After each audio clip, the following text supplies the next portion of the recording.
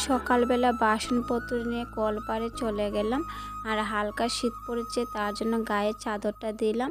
তো গায়ে চাদর দিয়ে কাজ করতে অনেকটাই অসুবিধা হয়, তারপরও করতে হয়।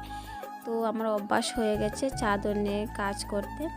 তো এদিকে বাসনটাকে ধুয়ে নিচ্ছি। তো জল এখনও আসেনি, কালকে ড্রামে জল দিয়ে সকালে বাসি কাজটা সেরে নিলাম।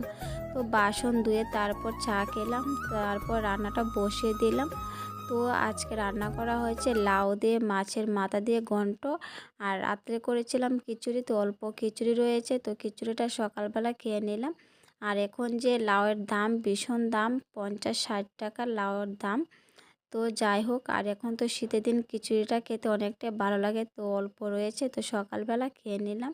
তো এদিকে বিছনাটাকে গুছালাম, কারণ বিছনার যে অবস্থায় এলোমেলো হয়ে আছে। তো যদি ভিডিওটা ভালো লাগে প্লিজ লাইক কমেন্ট শেয়ার, অবশ্যই নতুন বন্ধু হয়ে থাকা সাবস্ক্রাইব করে